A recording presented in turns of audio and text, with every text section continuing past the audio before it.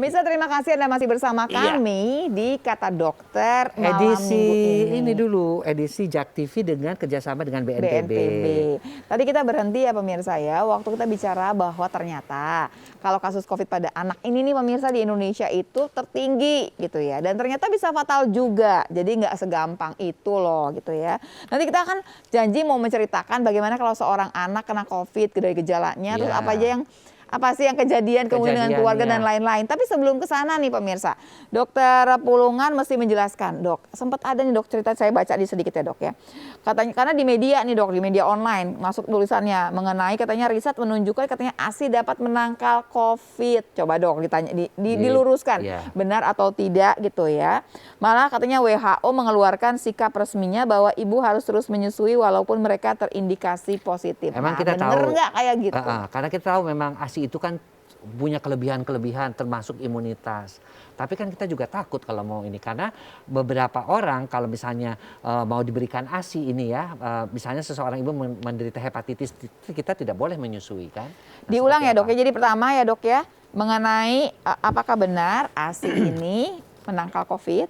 Yang kedua, benar nggak sih ibu positif tetap memberikan ASI? Gitu. Ya. Jadi untuk bayi ASI adalah segala-galanya. Ya. ASI eksklusif ya, 6 bulan. Saya ingatkan lagi, jadi ASI eksklusif itu sampai 6 bulan tidak boleh diberikan apapun selain ASI. Meskipun ibunya COVID positif. Iya. Ya. Jadi apa tidak diperas barangkali, nggak langsung menyusui atau gimana Dok? Langsung juga bisa, karena dia kan kebersihan. Sebelum dia menyusui tentu dibersihkan dulu dong. Tapi kalau misalnya dites kan biasanya di swab. Bayinya di swab, ibunya di swab. Ibunya positif, bayinya negatif. Ya, tetap. Tetap dikasih Dok. Tetap. Kan dia pakai masker. Karena itu ASI itu tadi pertanyaannya mengandung antibodi tentunya, mengandung antibakteri, tapi nggak spesifik sebetulnya sih ya. Jadi ini ASI ini mengandung lisozim atau laktoferin segala macam dari situ bukan khusus untuk COVID enggak. Nah, jadi itu imunitas secara umum, nggak spesifik. Dia membuat si bayi kebal COVID nggak gitu ceritanya, tapi dia itu meningkatkan imunitasnya si bayi. Karena itu mau ibunya positif pun tetap harus memberikan ASI pada anaknya. Tutup aja atasnya kan dari droplet memang kan pernafasan. Ini ada perbedaan soalnya kalau di dokter kandungan itu kalau virusnya bukan virus COVID tapi HIV/AIDS nggak boleh ibunya menyusui. Kenapa? Bedanya apa? Dua-duanya sama-sama virus, satu COVID, satu HIV. Contoh juga hepatitis B misalnya kan ya. Karena kan tidak sampai sekarang penelitian ASI itu tidak mengandung virus tersebut. Seperti HIV kan. Jadi ada virus ternyata ditemukan di ASI kan begitu. Nah, sekarang di ASI belum ditemukan virus COVID tersebut. Sampai sekarang. Tapi kalau HIV ada?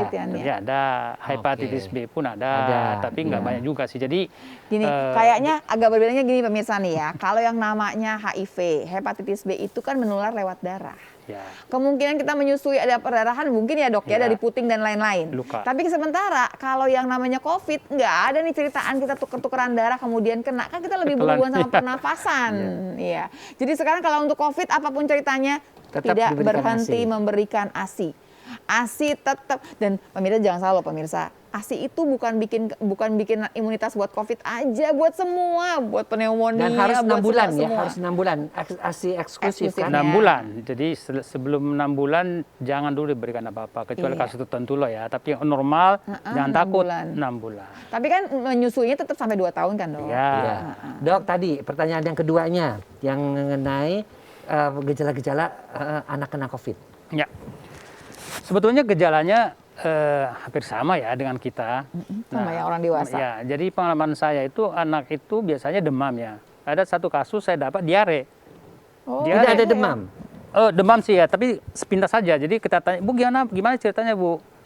Dia bingung kan, udah datang udah dengan diare dia. Diare, terus mungkin sebelumnya ada demam juga, pasti ada demam. Nah terus tahunya dia ke arah COVID gimana dokter kepikirnya? Aneh, gejalanya aneh. Kok secepat ini sih gitu ya? Coba deh di swab dulu, benar positif. Jadi gini, dia datang dengan diare. Ya. Tapi kan anak diare banyak Dok. Justru itu. Jadi artinya gejala COVID pada anak itu bervariasi sekali. Bisa demam, batuk, yang ringan-ringan seperti biasa, kemudian datang dengan sesak, pneumonia, ada diare. Nah, kita curiga kenapa? tanyakan dong, ibu dari mana selama ini? Ibu gimana saudaranya? Ada kita tanyakan. Tetap anamnesis seperti biasa. Ada ceritanya Ada berhubungan. ceritanya, bagaimana tetangga-tetangganya, ada ceritanya. Tapi tetap kita curiga, ini kasusnya aneh, kok beda nih dengan kasus diare biasa, kok nggak seperti ini. Bedanya dengan diare COVID dengan diare biasa apa dok? Ini kalau diare biasa tentu kan, kecuali rotavirus ya, ini demamnya nggak seperti ini modelnya. Terus ada sesak, kenapa ini sesaknya nih? Ya, kita yang menilai sendiri lah, dokternya kalau tahu ini kok agak sesuatu yang lain nih. Ini dibutuhkan kelihayan dokternya Ya, dan ya, agak betul. ya. Betul, Pasti betul. kita nggak bener nih ceritanya gitu Ya. kan ya, urutannya nggak pas gitu kan. Apakah setiap pasien sekarang dengan diare dan demam itu kita swab? Nah ini kan jadi kita sih milih-milih juga sih ya. Beberapa Karena swab tuh mahal loh. Iya, justru itu. Kasihan juga pasiennya gitu. nggak ditanggung juga kalau untuk awal-awalnya. Iya. Jadi kalau rapid test sih lebih murah ya, lebih cepat juga. Tapi kan hasilnya. akurasinya 30%. Iya itu kan antibodinya ya. Jadi nggak semua kita swab, kalau kita curiga aja. Kalau curiga Nah, saja. gini loh pemirsa, kenapa sampai curiga? Pasti ada cerita yang lain, makanya ada yang namanya anamnesa, ditanya ibu sebelum ini, ibu sama Kemana? anak ini kemana Ya, aja, jangan ketemu bohong siapa juga. aja. Jangan menyembunyikan sesuatu. Dan Nah, kadang-kadang ada beberapa kasus saya nemuan pasien ini anaknya bukan bayi, anak-anak juga. Ternyata saudaranya sudah ada yang COVID, tapi nggak diceritakan. nggak diceritakan. Terus kita kan ada protap kalau pasien dirawat paling tidak rapid dulu dah, nggak boleh masuk nanti Iya. karena kan kecuali dia rumah sakit sudah rujukan COVID ya silakan Iya. lah ya. Ini bukan, jadi kita rawat dulu, ini kok positif ya.